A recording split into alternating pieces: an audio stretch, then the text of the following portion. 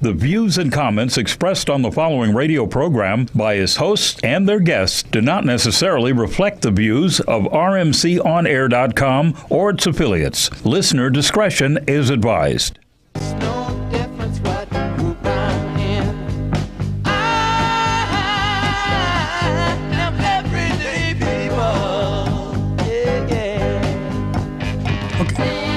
Welcome to Smitty's Corner. I'm Walter Smith, host of Smitty's Corner, and today we have a very special guest, a young man, a talented young man, and we're going to explore his background, and he's going to talk about his various experiences, and his name is Edward Hamilton. Round of applause. We didn't really have that button ready. I didn't talk about it, but let's give him a round of applause. All right. So we're going to jump right into our discussion here.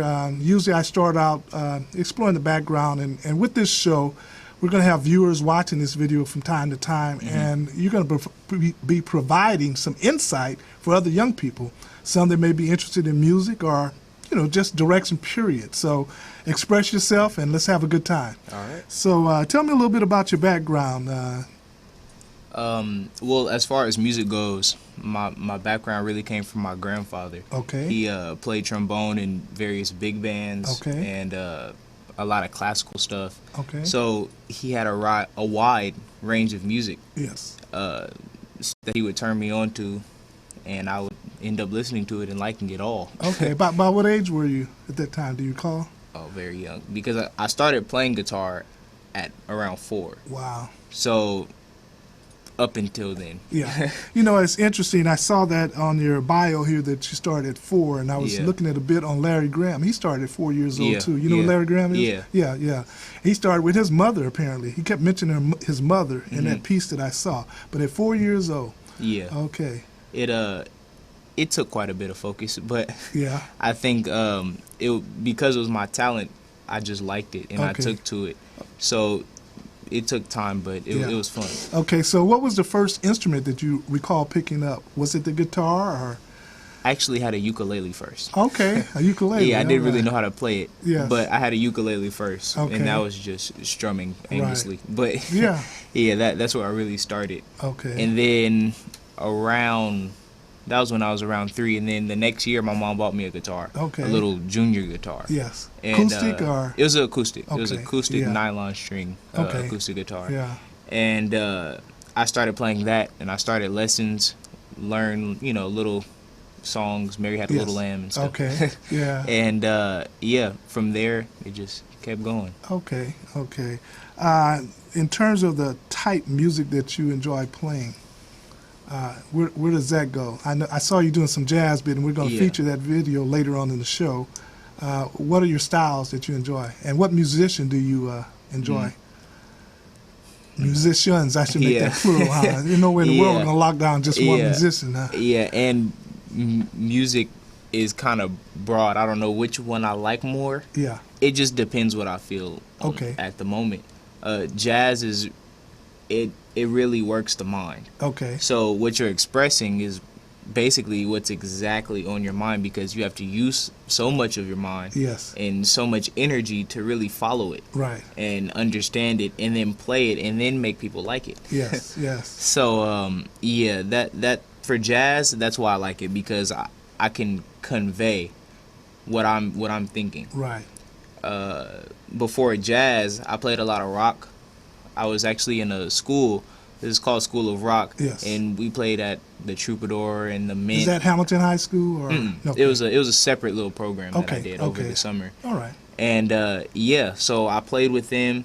We played a lot of rock out of the 70s. Okay. And I enjoyed that music too, because there's no greater expression of what you're feeling inside in any type of music. Yes. And rock, it showed energy. Yes. It showed the time of the 70s, what people were thinking during the time, the lyrics, and the style. It was very, very influential to all other styles of music. Yeah. So I enjoyed that. Now, correct me if I'm wrong. When you talk about rock music, a lot of that is based on blues chords. Yeah. Is that so? Yeah, it is. Most of it is based on blues. All of these guys. See, I know a little bit about music. I want you to know that. I'm studying the keyboards right now.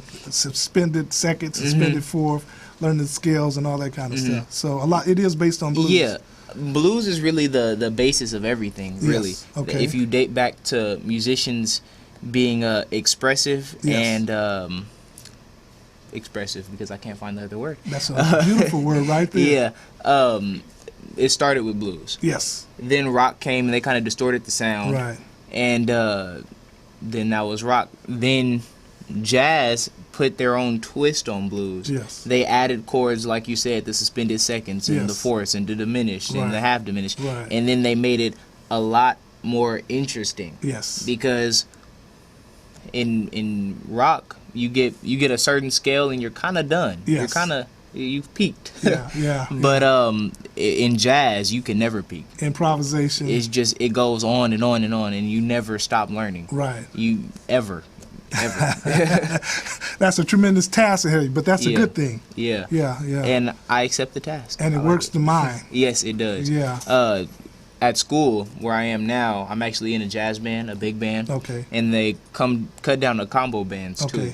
May I ask, what school are you in right now? I'm at Hamilton High School. Oh, so you're still in high school right now? Yeah. Okay. So, they, basically, the course of sight reading is that they give you a paper for a guitarist, at least. Right. And it has all these chords on it. Yes. And the chords go for 100 bars, right. Let's say. Let's round it up to 100. And then there's a little section, let's say 24 bars or 12 bars, where you are expected to solo over them. Yes. First time reading them. Wow. So these chords are put in various ways. There's various names for Okay, hold it right there, and don't lose your thought. Okay. I'm trying to stay with you musically. Okay. So you got all these chords you have to deal with, and then a few bars will come in where you have to solo. And you have to create that. That imagination has to come right then and there on the spot. Yes. Yeah, that's where the challenge is. Yes. I guess so. Yeah. So right then, you have to, boom, come up with something that is in the style, follows the chord progression so you don't fall behind. Yes. And it's still a little piece of you in there. You know, it's something self-expression. Exactly. Yes. You don't want to sound like everybody else, because then you're just everybody else. You're not special. Yeah. So that's another reason why I like jazz. Plus you have to stay in time too. Plus you have to stay in time. Yeah. And if you fall behind the chords, there's somebody who's not gonna let up, and they're gonna keep playing the chords. It's just gonna pass you up. Yeah. Speaking of which, just to share an experience with you, I started out with the clarinet, and what I didn't realize is the importance of practice. So anyway, I would go to our band rehearsal, and you miss a part, and it's over with. Yeah. You're trying to catch up the whole time, and you don't know what you're doing. So I quit the clarinet at that point in time. Later on, I got in band playing conga drums. But it's not about me, it's about you. But I'm just sharing that musical experience, and I understand what you're saying. I can fully relate to that. Right now, I'm learning a song. It's a John Coltrane song. Okay. It's called Giant Steps. Yes. It's maybe the hardest song written by John Coltrane. People say it's either Giant Steps or another song called Countdown. Yes. So I'm still not done with it. Up tempo. Yeah.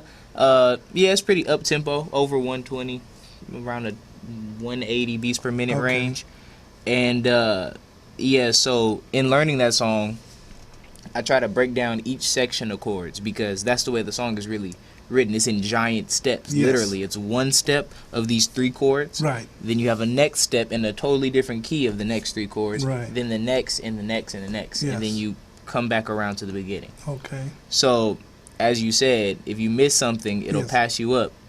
The way I solo, I like to wait or use space. Give the listeners time. Right. Can't do that with this song, because you sit there and wait, and then the chords pass you by. You try to catch back up. It's too late. Right. It's completely too late. Yes. So I can relate to that right now. Yeah, I got you. Okay. Yeah. Yeah. So I really got ahead of myself a little bit. I want to go back to your schooling. When you were in school, what were some of the subjects that you enjoyed? history. I was really into history. Okay. That's why I can match styles with the time. Okay. Yeah. I was really into history. It's certain songs are named after certain parts of history. Yes. If you look at what's a standard? Oleo. Yes. It's a Sonny Rollins song. Oleo is actually this margarine. Sonny Rollins being a saxophonist. Yeah. Okay. Yeah. It was actually margarine. Yes. And it was a little tab on the top that was orange. Right. So you broke the tab. This is during World War II. Yes. You broke the tab, and you put it over the margarine, right. and you mixed it together, so it would get yellow, and it would look like butter. Wow. But it wasn't butter at all. Okay. It was just margarine. Is and that he right? named the song after that. Okay. Because of the smooth line that he was playing over the chords. Okay. Yeah, so little stuff like that. I like to match up Okay. myself. Yeah. Now, I listened to a lot of Wes Montgomery growing up. He's one of my favorite guitarists. And I can always tell when I listen to other musicians that they've been influenced by Wes. Have you listened to any of Wes Montgomery at all? Yes. Okay. Stupid question, huh? Yeah. Wes. He said yes to Didn't mean to say that. No, it's cool. We're having fun. That's good. Wes Montgomery was really the first. Well, some people are gonna say that I'm wrong. So let's say Charlie Christian was the first solo guitarist. Yes, I remember the name, but I don't know too much about Charlie Christian. He came out around the whole bebop era. Charlie Parker. Yeah. After the big band scene. Yes. Where these guys were done doing big band, they were playing music for themselves at this point. Charlie Christian came in right there at the back end, kind of. Okay. And I mean, he started it. Right. But Wes Montgomery definitely perfected it. Yes. He was the premier soloist of that time period. Yes. Plus, he was a guitarist. Most of these guys were saxophone players, but plus he was a guitarist. And he took lines that were usually piano lines, right? And just put them right in the guitar and made it seem so guitar-like. Yes. All these very natural. Yeah, all these bebop lines that are usually depicted by a saxophone that would seem, that's a saxophone sound. He made it, that's Wes Montgomery's sound. Right. And so he really did start that trend for me. Okay. Other people says Charlie Christian, but for me, it's Wes Montgomery. There was a book called 4 Lives. I don't know if you've ever read it, but if you can go into your library and look it up. I don't know if it's still on the shelf. I read it when I was a young man. But it was about 4 musicians, and Charlie Parker was one of them. And I can't even tell, Arnett Coleman, I think he was a trumpet player, and 2 others. But it referred to the guitar as the starve box back then. A lot of guys weren't getting gigs, and they stressed how tough it was during that time period. Yeah. But the guitar plays a very essential part in all sorts of music nowadays. And would you agree with that statement? Yeah, I would. During that time, well, for one, they didn't really have a good hold on the amp situation. Correct. So you have these guys. Freddie Green is probably the best example of this. Okay. He was a guitarist. He played in Count Basie's big band. Yes.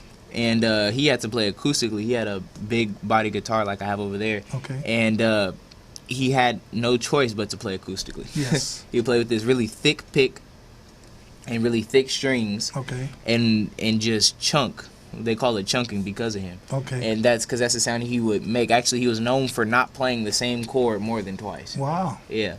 And in these songs, you can barely hear him, but if he's not there, then you know he's not there. I got you. I understand so what you mean by that. he was a big part of it. He other added bands, flavor to the music. Yeah. Okay. Other bands didn't really use it. They thought of it as old school because that's kind of how, the New Orleans scene, they would have a guy back there chunking. Okay. And they were like, oh, no, that's not cool no more. Yes. But Freddie Green brought it back. Okay. He definitely made it cool for the Count Basie band, which is probably maybe the best big band ever. Yes. Yeah, so, Freddie Green was a good example of that. Okay. And trying to think who else. Django Reinhardt. Okay. He played an acoustic guitar in that whole gypsy jazz era. Yeah.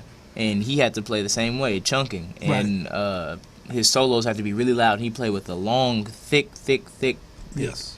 Yeah, so these guys really had to make something happen back then because nobody was going to do it for them. Yeah. Another musician that I really admire, musically speaking, guitars, Carlos Santana. Yeah, and his music. How would you categorize that style of music? Kind of has like a Latin rock type thing going. Yeah, I would call him that. I would call him Latin rock type thing. And see, I enjoyed that because I played percussion. And He really took a lot of one of his biggest songs, Oye Como Va. Yes. That was a Tito Puente song. Yes. And he would take them and make them his. So that's why I give him the rock aspect of the Latin music. You. Yeah. Okay. Yeah. Tito Puente. Yeah. Yeah. Timbali man. Yeah. Okay. Okay, so we talked about you enjoyed history a little bit, and it's amazing how you're able to put the music with the periods, and I can appreciate time periods I'm referring to. That's very good. And history, we said, and I was going to raise a question about math, in that you have to know math a little bit with your instruments, right? What most people don't know, and I've actually tried to explain this to my teachers, but they don't believe me. Yeah. Is that you're teaching the teachers? Yeah. Okay. When a person's sight reading. Yes. It takes the same piece of the brain to sight read and do math. So let's say, I'm trying to say this without shooting over heads here, right. But there's certain note values. Yes. Right? So a basic one is, let's say it's 4/4. The bar is 4/4, so it's 4 beats 1, 2, 3, 4, 1, 2, 3, 4, and I have 2 half notes. Right. This is very basic, very basic. Both half notes are 2 beats. Yes. I just add them, play them twice, and they meet the bar. Right. Now, the more complicated version of this is, let's say I have an 8th note, which is half of a quarter note. Right. And they're tied to another quarter note or anything you want to tie it to. Let's tie it to a quarter note for now. And then I have something else on the bar, like a rest or for however long the rest is. Right. Then I have the same thing on the other side of the rest. Yes. So math, you actually see all that on paper and you write it all out, Yes. And then you answer the question through like a deduction process. Right. When I read music, yes, I don't deduce anything. Right. I play what's on the page. Right. I don't sit there and go, that plus that. Yes. Okay, let's add this, and then all right, now I can play these 2 on the other side of the rest. I don't do that. Yeah. It just goes like that. Yeah. Yes. So through training. Yeah, through training. Yes. So I do math every day. Yeah. Yeah, and the teachers try to tell me that I don't. Yes. But I know I do. Yeah. See, and musicians communicate. 30-second notes, 16 notes. And we can all tell each other that and keep going. Yes. It's so many. Yeah. It's so much farther we can take this. Yeah. Music is very joyful. Yeah. As a result of that, or because of that. Yeah. Okay. Are you into the arts at all? Creativity? What I'm doing now is I'm drawing you out there, getting into the mind of a musician, where do their thoughts go? I know you really focus on your music, but creativity, does that allow you to explore life and every little intricate aspect of life, or are you just locked into a certain thing? I would say that I'm also a big fan of art, because art also depicts history. Yes. Michelangelo is actually one of my favorite painters and sculptors. Okay. So when I see these scenes that these people are painting, in my head sometimes I hear music. Now I'm not crazy. Yeah. But sometimes people thought Miles Davis in a lot of cases was off a little bit. Yeah. Because he can you see, he would always say I see these colors when I close my eyes. Right. And I don't usually see colors. I'm not gonna go that far. Right. But as far as scenes, if I see like a certain scene on a canvas, I can understand what's happening there. Okay. And me understanding what's happening there puts music to the situation. People do this all the time. Anybody who works for a movie company writing songs for movies is doing the same thing. The only difference is this picture is still. Yes. So I just make music to a still picture. Okay. So stuff like that, my mind gets a little more intricate towards. Right. As far as, the whole colors when I close my eyes while I'm playing thing, not so much. But as far as my creativity towards scenery or like an area or something moving or some action, I can put stuff to it in my head because it lines up so perfectly. You know, suspense, everything, it just falls on top of each other in my head somehow. So in that case, in the arts, I am I do like looking at mostly paintings, photography too. I have a friend who's a photographer, and I can really look into those things and enjoy them. Now, you're kind of like on an intellectual level explaining your things there. How do you interrelate with other students that are in other fields? It's no big deal, or do you look at them as kind of like, wow, they're just not into it, they don't understand? Or do you mean other musicians? No, I'm other people that are not into music. You see what I'm trying to say? I don't even relay this to other people. That's what I thought. Okay. I don't even. I just keep it to myself. You asked me the question, so I told you. But other people. I see. You're gonna have this on screen, so you don't want folks to. I got you. Nobody really asks, but I just keep it to myself for my own enjoyment. I got you. The reason why I said that, even now at my age, like I said, I have a piano at home. I also have acoustic guitar, but I'm working the chords and scales, and I'm really enjoying it. But nobody can understand, why is he on the piano just practicing scales and chords and trying to understand? You know, they don't get it, but I get it, and I understand where you are too. And the average person doesn't understand that. A lot of players back in the day used to say that I play what I feel. And a lot of these guys had no rhyme or reason for what they play, so it sound. Some people would say, "Oh yeah, that's cool," and the other people would say, "That's stupid." So you have, I'm drawing a blank here, but a saxophone player was playing with Miles Davis. And he said, "Oh, I'm playing what I feel right now." Miles Davis said, "Feel it in B flat." You know, told him to get in key. So, so that's why I sit down and study scales, because if I want to play what I feel, I'm not gonna play it in the wrong key. That's right. I'm gonna play what I feel, but in the right key. So that I can really convey something nice to the listener. Allows you to be accommodating to any music that's presented to you. So that people aren't just staring at me like, what is this guy doing? So I can appreciate you saying that you sit down and learn. People don't understand. Even some musicians don't understand. Oh, man, why are you sitting down there learning all them scales? You only need to play these couple of... And you're good for the rest. Well, that's to you, because you stuck in this little box. But me, I'm trying to get outside the box, but in the right way. And that's I can appreciate you saying chord that. Inversions and all those things. We talked about Wes Montgomery a second ago. He actually created chord soloing. So he would find a chord that would usually start on the lower strings and bring them up an octave and play these beautiful voicings. Just beautiful voicings, and then use them to solo. That's where I'm going now. I'm trying to tap into that now. So in order to do that, I have to know my scales up and down the neck, or else I'm not going to know where to go next. If I don't know all my scales on each string, all the way up the neck and all the way down, then I can't convey anything to anybody the way I want to convey it. A little later in the show, we're going to have you get your guitar out, and we're going to go over your strings too. I just found it fascinating. I just learned the notes on the guitar, and I said, "Oh man, I wish I had studied this when I was younger, because it's so easy." It's not super hard. But when you look at it, it's like, how in the world are you gonna learn how to play that? But you got to learn the notes. And a kid once told me it only has 6 strings. Like, how are you? How are you gonna do all that on 6 strings? Because he played piano. And he has all these. He can see all the keys. But with me, I have to know where I'm going next. That's right. Some of my favorite scales are A minor, E minor. I love the sound. In those two keys in particular. A dark tone. A lot of blues players, guitar players. They play in the key of G. It's kind of bright.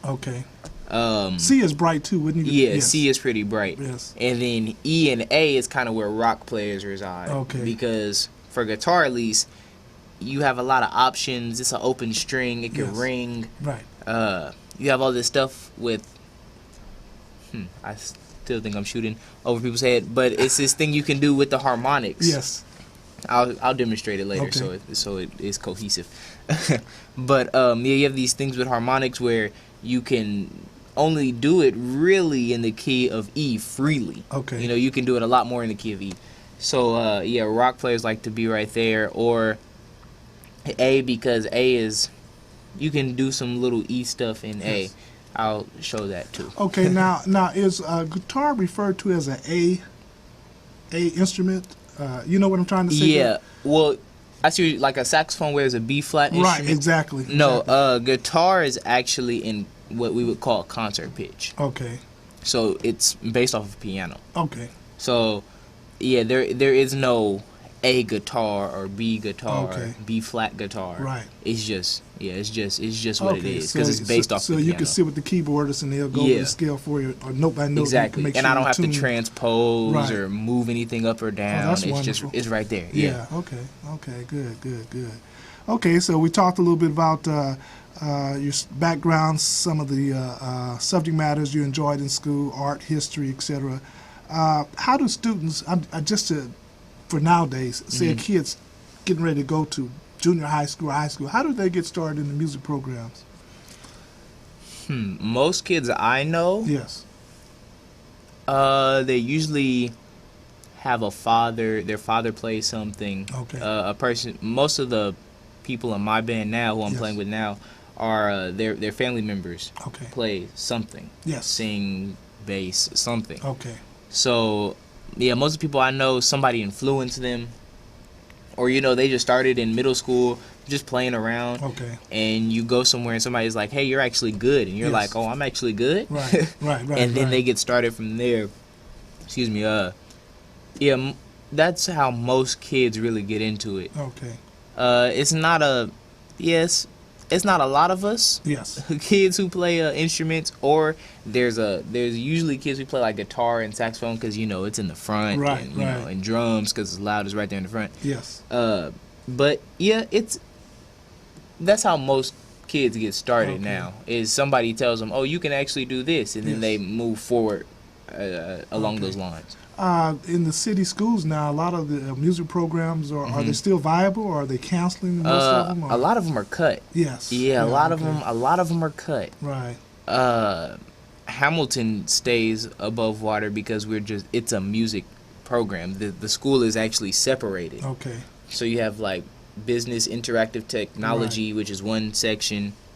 You have humanities magnet, another section. Then you have us, the music magnet. Okay. Section. Well, not section because we're all together, but school, and we all have different scores and everything. They keep us separated so we can get our own grant money just for our little part of the school. So Hamilton has a reputation in the music area too? Yes. we pretty much, as far as jazz goes, we win pretty much everything. Okay. Wow. Yeah. Dance, they don't really compete, but we have a well-known dance class. Okay. We put on big productions. Yes. Little Broadway type style productions, even with a pit. I haven't played in the pit yet. Okay. But soon. Yeah. So you do sight reading very well? Yeah. Yeah. Okay. Yeah, I can pretty much read what people put in front of me. And that's hard work too, isn't it? Yeah.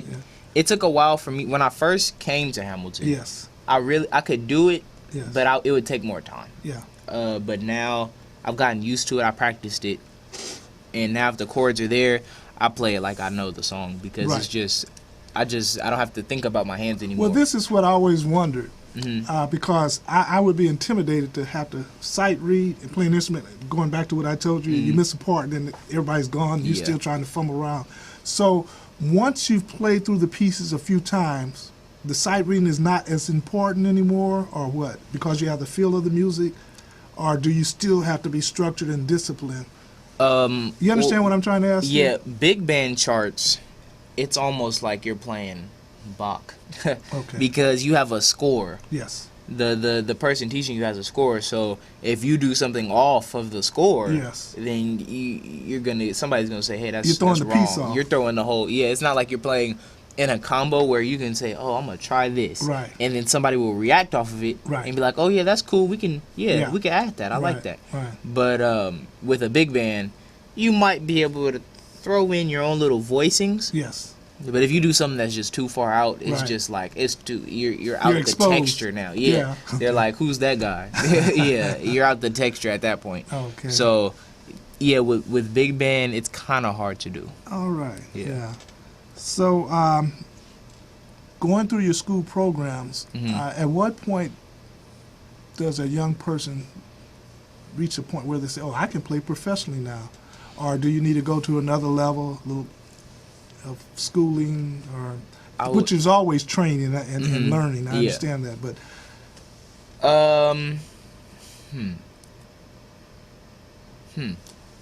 when you play, yes, I take most of my stuff. I take most of my how good I am. Yes. Let's put it that way.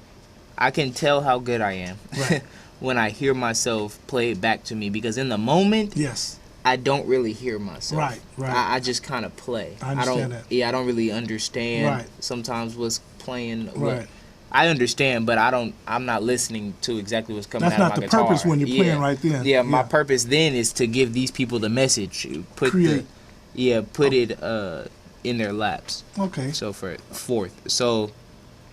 so once everything gets smooth, and I listen to it back and it's smooth, then I say, okay, I think people will listen to it, and then people will tell you, oh, you sound better than last year. Okay, I tell you what, we're going to pick up on this conversation after we do a break. Let's let our sponsor step in. Okay. All right. All right. Very good job you're doing there. All right, thanks.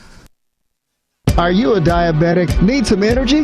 Need to quench your thirst? Try Pitbull Sugar-Free Energy Drink, the only energy drink named suitable for diabetics by the American Diabetic Association. And it's now available with no calories, no carbs, no sugar, and no fat, and a smooth, natural blend of energy, vitamins, and minerals. Need to quench your thirst? Try Pitbull Sugar-Free Energy Drink, the only energy drink named suitable for diabetics by the American Diabetic Association. And it's now available with no calories, no carbs, no sugar, and no fat, and a smooth, natural blend of energy, vitamins, and minerals. Pitbull Sugar-Free Energy Drink is the healthiest, best-tasting energy drink around. For more information and online ordering with free shipping, please visit hiphopbev.com. Remember, Pitbull Sugar-Free Energy Drink, suitable for diabetics, great for everyone.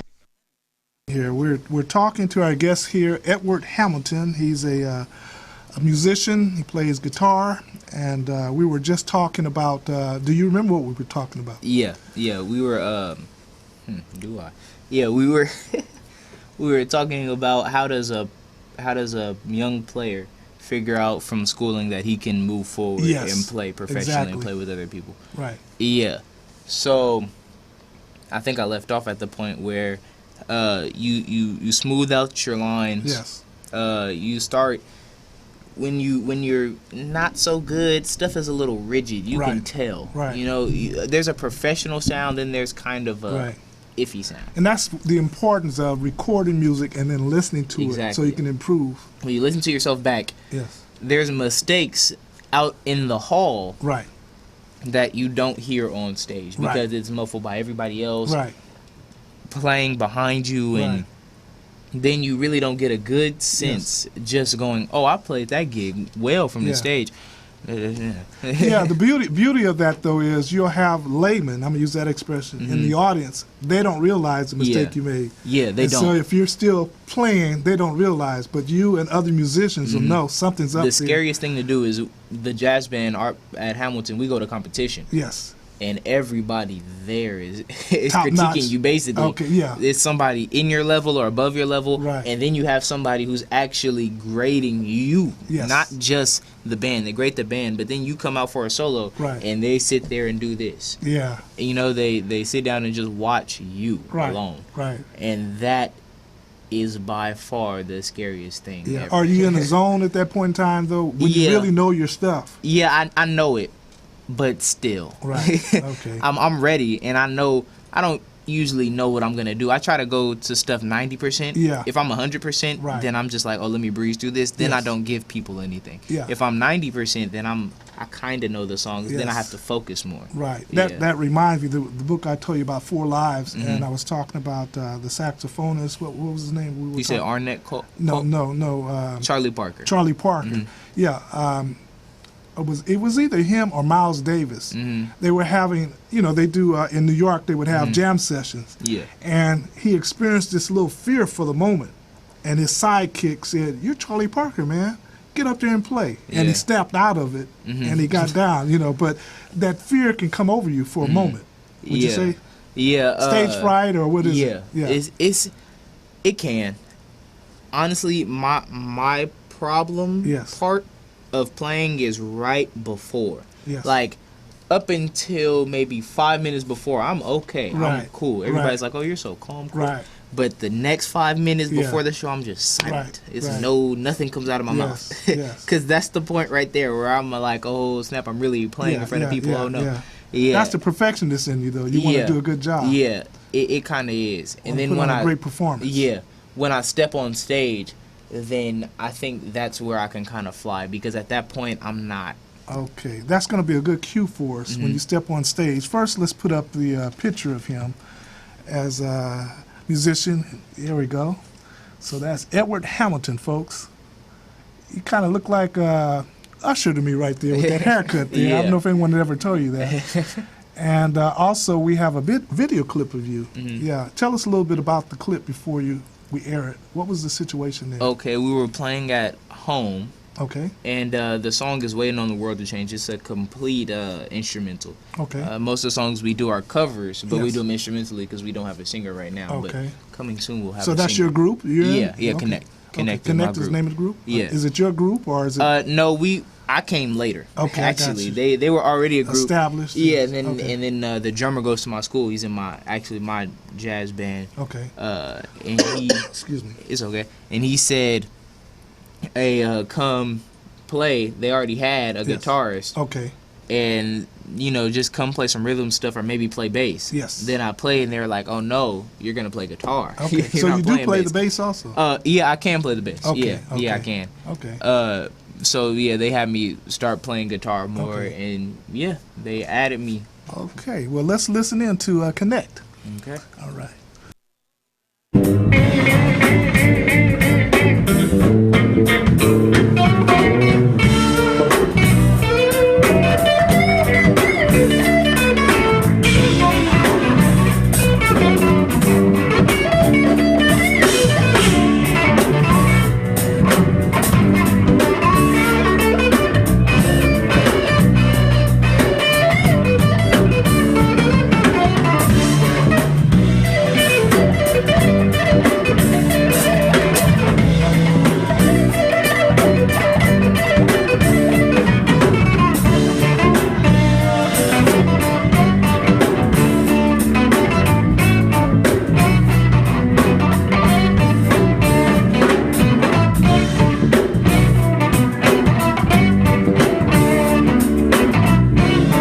All right. So was that a quartet there? I didn't see all the guys in the band. How many there. of us? What is me, Miles, 5. It was Five of of us. you. Okay. Yeah. Okay. All Yeah. right. Yeah, it was 5 of us then. Okay. So you got your what kind of expression did you use? That's your big guitar. Yeah, What- this is what we call a hollow body. hollow body. Okay. Yeah, so basically the workings of this guitar is that it's amped here, Okay. right? And it's hollowed out so that if you turn it down, Yes. I can still get sound out of it. I can still get Right. Yes. I can still get some type of sound out of it. Right. But if I turn it up, it's kind of a warm tone that I can get while solo. Oh yeah. That's Wes Montgomery right there. Yeah. Yeah. Yeah, he has a lot of little things that he does as far he played a guitar, not this one of course. Yes. I wish. But he played a guitar that was hollowed out. Yeah. Yeah. I know that's yeah, and he can do stuff like that as far as this guitar goes. Bumping on Sunset. That's my favorite tune. Yes. He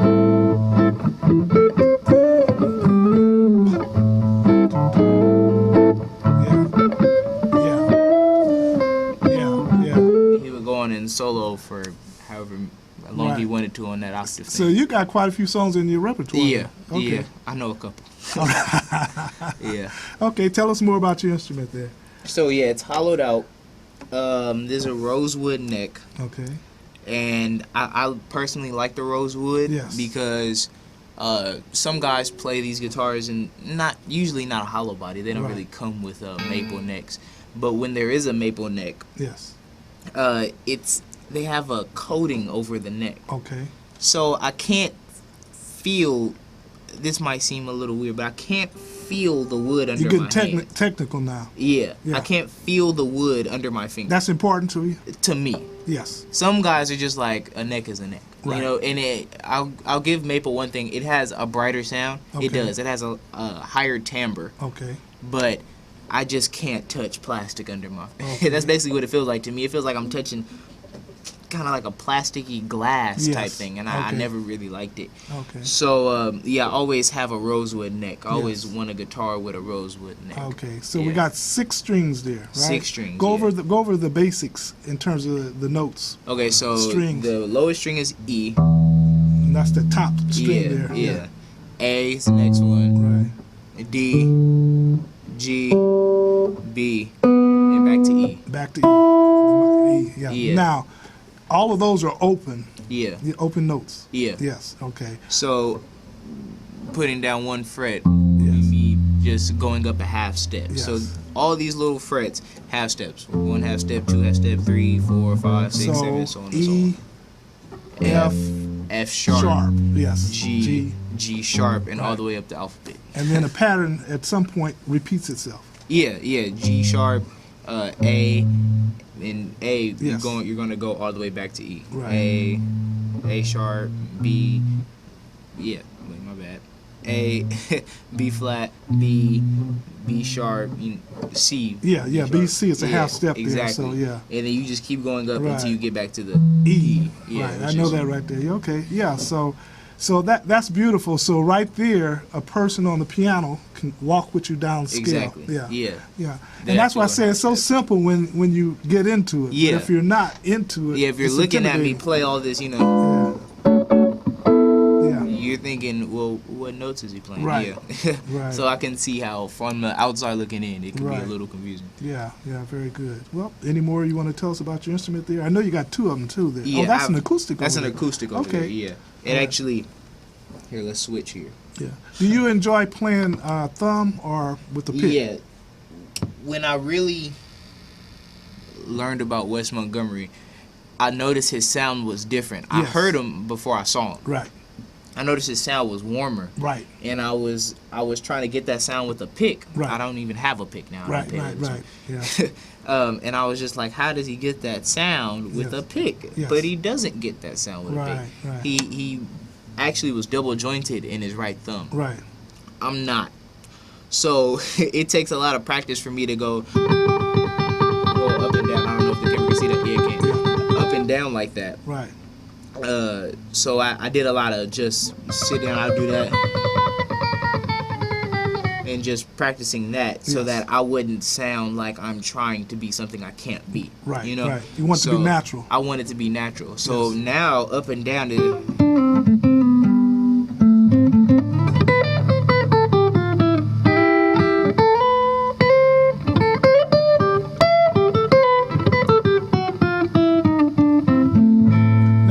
With the circle of fifths as you did what you just did, you know that? Yeah, no, not so much. Okay. That's just me playing in a scale. Okay. When I'm thinking about the circle of fifths, it really comes in sight reading. Yeah, that allows unlimited playing though, right? Yeah. It does, sort of. Yes. When you do have a good knowledge of the circle of fifths, it allows a lot of stuff to broaden up. Okay. But, the whole sharps and flats thing that kind of is the circle of fifths is really when I see a piece of music, they put it on the stand and it's in B flat. Right. Well, okay, B flat, it's better depicted on a horn because you have to flat the actual notes that are in the key. Right. You know? So, yeah, when I get something like that and I read single lines, yes, I can't play a E there because E's not in the key. I would have to play the E flat in the key. That's really when circle of fifths come in. Okay. Yeah. So when you're playing like a B flat blues, I can't. It doesn't sound right. Right. That's what I would do. Now you said that. Now to me, that didn't sound that far off. Mm-hmm. So do you push the button sometime musically and force? You understand what I'm trying to say? As far as do something wrong on purpose? Yeah. Yeah. To produce a sound. Yeah. A pleasant sound. Soloing is a lot about tension and release. Yes. My music teacher actually. I heard a keyboardist use that same expression. Yeah. It's a lot about tension and release. So, in this key, I would go, and you're waiting for it, and I'll resolve. You know. Yes. Just to give people. Yeah. Just so that they're like, okay, he knows what he's doing. He didn't do that on accident. Right. Just for fun. Let me sometimes. teach you something. yeah, just for fun sometimes. Yeah. And actually, you really get into it when you do that. You're actually theoretically doing certain things. Yes. As of right now, I don't know what I'm doing, but yes, I know that I'm, flatting certain things. Yes. And if I stay here, I can play certain chords that still fit somehow. Right. Even though I'm playing the wrong note at the top. Right. If I add that B, it somehow sounds right. Right. You know? Right. Some stuff I just can't explain yet. Right. But yeah, I know that by sharpening certain things and flattening certain things, yes, I can create a more dissonant sound. Right. As far as voicings go, piano players do it too. They'll okay, let's add this. What does it sound like? Yes. And then you make these different voicings that are cool. Well, I'm thinking about it. You said you didn't have a singer in the group. Do you sing? Mm-mm. Yeah. No. Now the reason why I'm asking because your ears are being trained to a high degree of pitch. Yeah. And so it helps improve your. People tell me there's no way you can't sing because you play in a scale. Right. Of the you can hit all the notes. Yeah, but I guess you hear them. Yeah, it's just not me. Okay, you're not trying to sing right now. But yeah, no. I don't recall George Benson being a singer early on. Yeah, he actually was just a guitar player, and I think he noticed a little bit that you make the money when you sing. Yeah. You can only play jazz for so long. Right. Jazz is out of style. You have to sing to make some money. Yeah, they'll become that star box I was talking about earlier. Yeah, because just playing standards. Yes.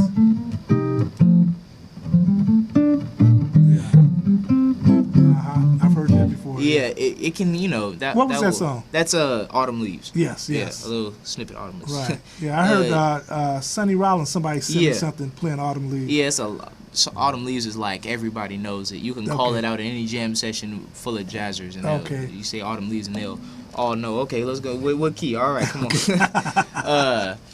Yeah, so you can only play that for so long. Right. So he has songs. What's a Benson song? Take 5. Go ahead. Broadway. Yes. Go ahead. Yeah, and he has songs like that are more up tempo, and people can follow it. And it has lit. Yeah. They'll be singing going right there. See, I can kind of sing if the guitar's helping me. I got you. Yeah, and I noticed you said Take 5. Yes. That's more of a standard, too, because it doesn't really have any lyrics to it. Right. It's a very lyrical song. Right. I'm amazed, man. You got all that stuff locked down.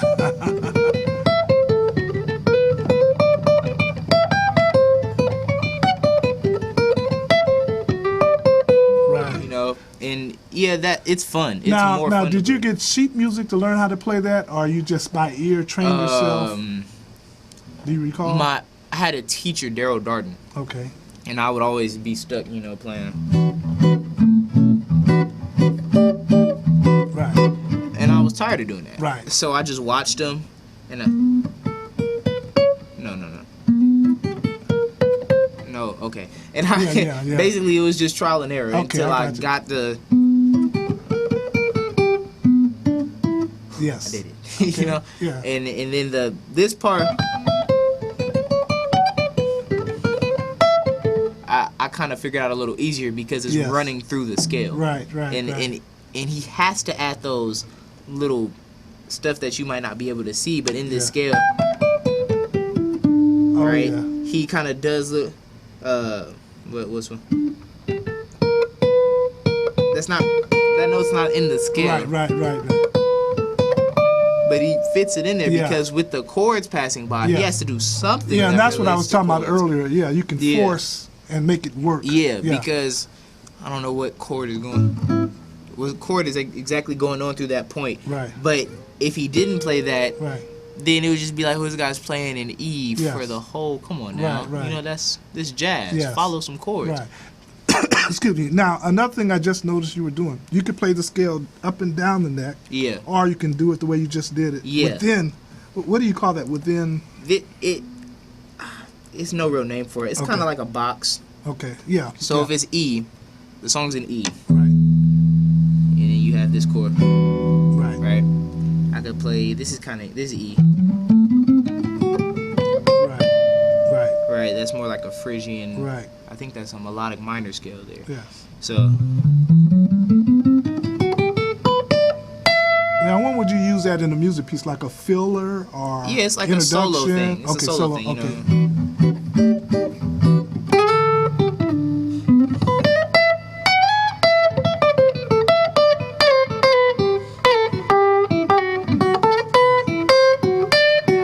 Yes. Yeah. Right. You know? Yes. Yeah. So I put all those scales to use. Yes. Yeah, in that moment. Okay. I want to make sure before we run out of time. Okay. You have events coming up. Yeah. So tell us about the events. I have an event featuring in a band Okay. for some singers. I forget the date for that. Okay. June 30th. Okay. That's the date for that one. And then I have another outdoor event at the Crenshaw Plaza, Okay. Baldwin Hills Plaza, Yeah. rather. And it's an outdoor concert. Yes. And it's in July. Right. We don't have a date yet. Yes. We're working on that aspect of Right. the whole thing, but yeah, we're playing there sometime in July. So look out for Connect. Okay. Yeah. Back in the day, I'm referring to back. Go back to Charlie Parker time period and so forth. When they were in New York, there were clubs all over the place. Yeah.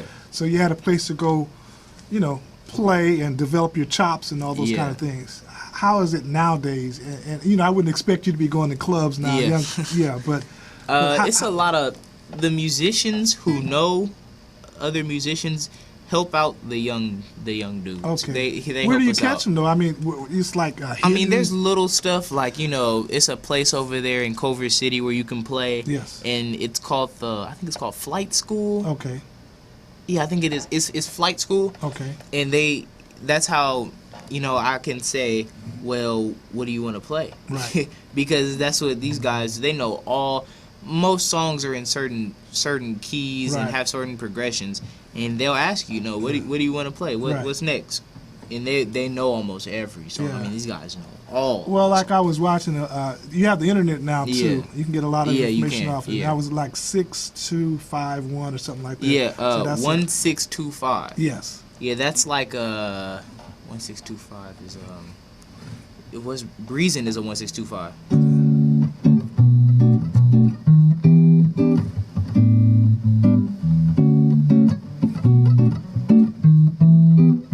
Yes. Right. Yes. Right. Yeah. I can listen to that all day long. Yeah. It's a 1625 song. It's a really Right. beautiful chord. Then you have like rhythm changes, where you have this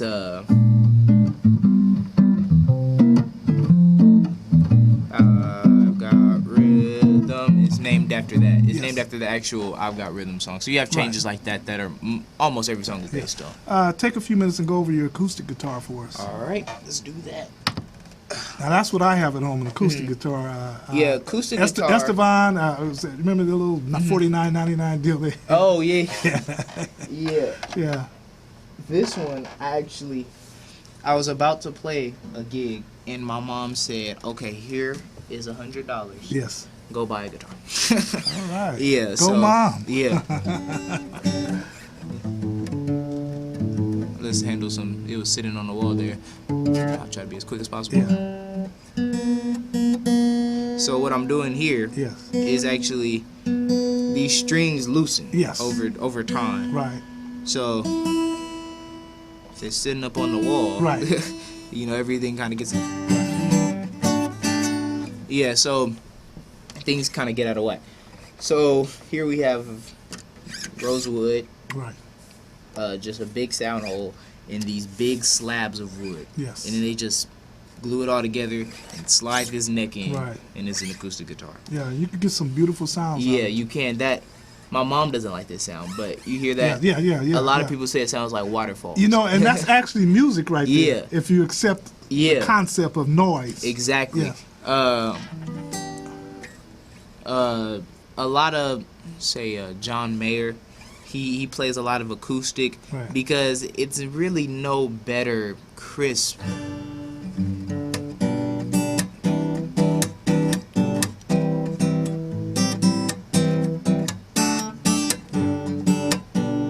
There's really no crisper sound than that. Yes. And I could see you doing that in a group of people around, somebody starts singing, create some music to it. Yes. And it's very easy to do. Whereas a piano, you have to carry this thing up. You can't carry no piano up under your arm. Yeah, so all those piano players, they shouldn't be the ones getting work. Yeah, so that's really the main thing of the acoustic guitar. It's like a lot of folk players play it. You know, there are some R&B guys who, come in. A lot of Latin. Yeah. That sounds like some Babyface right there. Yeah. That's really all those guys. They come back to this because it's really crisp. Right. With that, stuff can get muffled. But it's really no crisper sound. Yeah. And really, that when you're doing that, you really get the full attention. It's all focused. Like Tracy, what's her name? Tracy McGrady. Yes. No, not McGrady. I mean, not. Basketball. Basketball player. Yeah, the young lady. Tracy Chapman. Yeah, she was on Dick. She was on one of the talk shows recently. She played a tune and did a beautiful job on it. I can't think of the name. I can't think of her songs right now. I used to know Fast Car. Fast Car, yeah. Yeah. I'm drawing a blank, but I understand. Yeah, there's so many songs up here. Yeah. Well, we're headed into the home stretch there. I just want you to know that I've really enjoyed talking to you. All right, thank you. Same here. Again, this is Edward Hamilton. He's coming up a star to be. I don't want to use the expression star, but a great musician. All right, thank you. And as you pointed out, you're constantly learning. Yes. Yeah. So for those who are listening in, you have to practice. Is that? Yes, it is. All your scales, know them all the time so that you can play it in B flat. Yeah. Very good. Okay, so I look forward to seeing you again. All right, thank you. All righty. Okay, very good.